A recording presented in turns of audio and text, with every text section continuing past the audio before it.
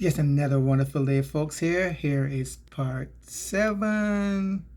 Now we keep it going. Okay, here we go. In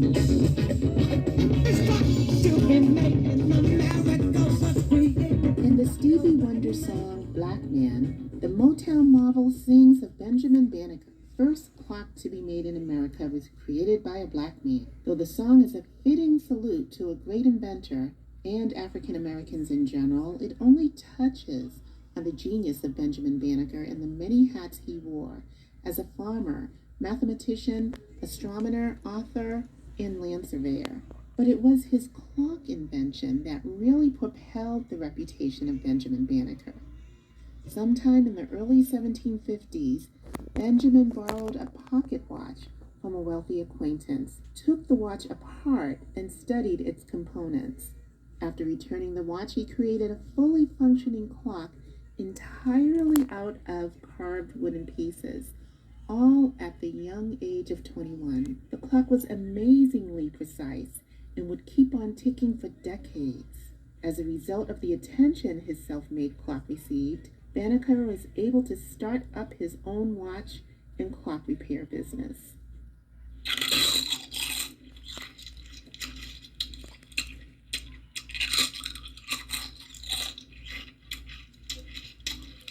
That's not me. Every time a person crunches into a potato chip, he or she is enjoying the delicious taste of one of the world's most famous snacks, a treat that might not exist without the contribution of black inventor George Crumb. Crumb, the son of an African American father and a Native American mother, was working as a chef in the summer of 1853 when he accidentally invented the chip. It all began when a patron who ordered a plate of French fried potatoes sent them back to Crumb's kitchen because he felt they were too thick and soft. To teach the picky patron a lesson, Crumb sliced a new batch of potatoes as thin as he possibly could and then fried them until they were hard and crunchy. Finally, to top them off, he added a generous heaping of salt. But to Crumb's surprise, the dish ended up being a hit with the patron and a new snack was born. Years later, Crumb opened his own restaurant that had a basket of potato chips on every table. Though Crumb never attempted to patent his invention, the snack was eventually mass-produced and sold in bags, providing thousands of jobs nationwide. Generally, when people think of inventors who've had the lasting impact of Otis Boykin, look around your house today and you'll see a variety of devices that utilize components made by Boykin, including computers, radios, and TV sets.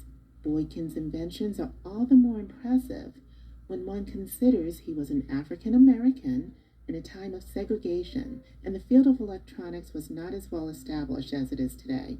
Though he attended the Illinois Institute of Technology for a time, Boykin never made it to graduation because he couldn't afford the tuition. Instead, Boykin went to work as an inventor. He received his first patent in 1959 for a wire resistor that allowed a precise amount of electricity to flow to a component. Because he was able to create a low-cost product that was more reliable, his wire resistor invention brought Boykin to the forefront of American electronics. Consumer electronics manufacturers, the United States military, and IBM all placed orders for the resistor. It would come to be used in household appliances, computers, and guided missiles, and is still used in many of those devices to this very day. But perhaps most importantly, a version of his resistor was used in the invention of the pacemaker. None of the microphones used today are based on the ingenuity of James Edward West, an African-American inventor born in 1931 in Prince Edward County, Virginia. If you've ever talked on the telephone, you've probably used this invention.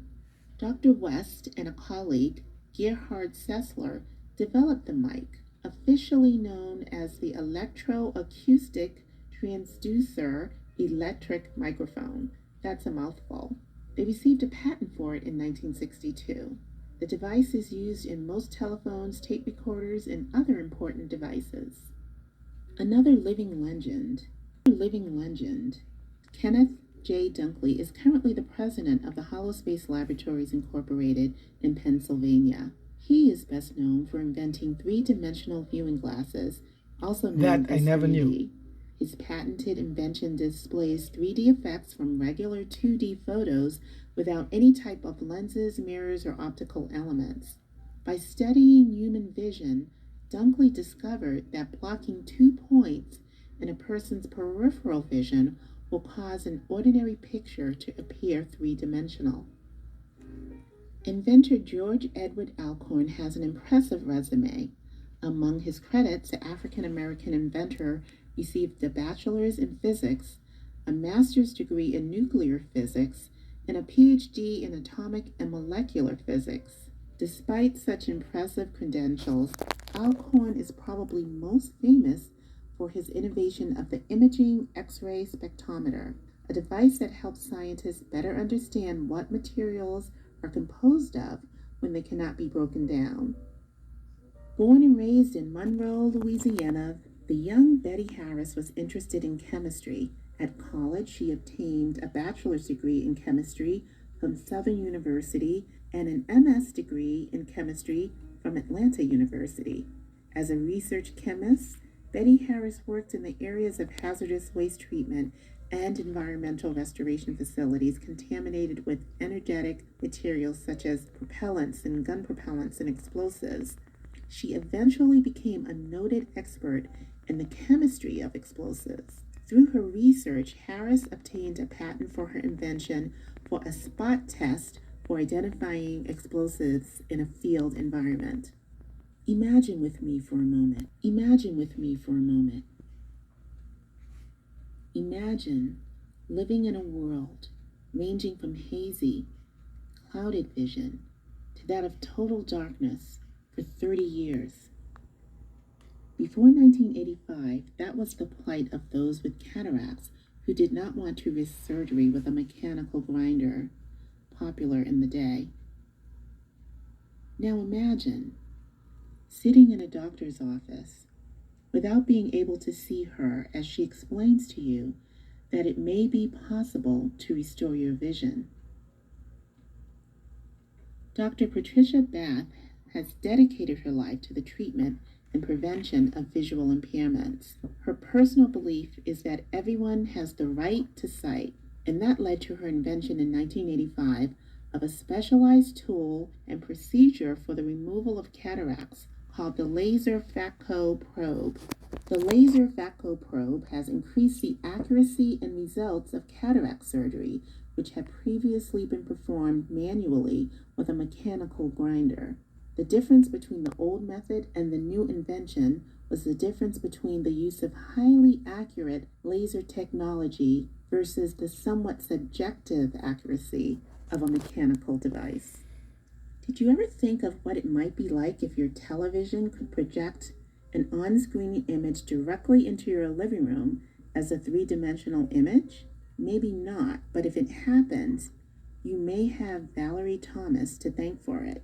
From 1964 to 1995, Thomas worked in a variety of capacities for NASA, where she developed real-time computer data systems, conducted large-scale experiments, and managed various operations, projects, and facilities. While managing a project for NASA's image processing systems, Thomas's team spearheaded the development of Landsat, the first satellite to send images from space. Always with an eye to the future, Thomas began experimenting on an illusion transmitter in 1977, and it was patented in 1980. This brilliant innovation placed Thomas among the most prominent Black inventors of the 20th century. NASA continues to use her technology and is exploring ways to use it in surgical tools and possibly television and video. Dr. Shirley Jackson, a theoretical physicist, has been credited with making many advances in science. Dr. Jackson attended Mark Dean excelled in math. In elementary school, he took advanced level math courses, and in high school, Dean even built his own computer, radio, and amplifier. Dean continued his interests and went on to obtain a bachelor's degree, master's degree, and PhD, all in electrical engineering.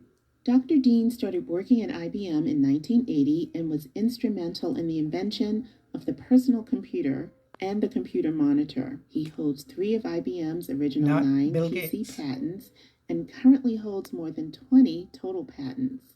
This famous African American inventor never thought the work that he was doing would end up being so useful to the world, but he has helped IBM make instrumental changes in areas ranging from the research and application of systems technology to operating environments. One of his most recent computer inventions occurred while leading the team that produced the 1 gigahertz chip.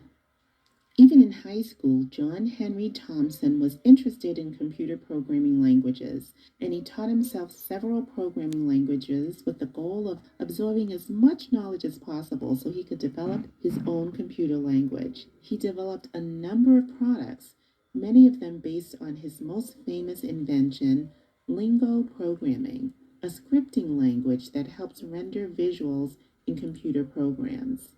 Lingo is used in the programs Macromedia and Shockwave, and with many programs that have interactive simulations with graphics, animation, sound, and video. You've benefited from Thompson's Lingo programming language if you've ever played video games, learned web design, used animation and graphics. These incredible inventors represent a small snapshot of the amazing men and women who have impacted our lives through their intelligence and ingenuity. To learn more about the If you didn't know, now you know. So remember, we are the best in everything that we do with our inventions. You will not have nothing for people to work with. I'm out of here. Peace out. One love.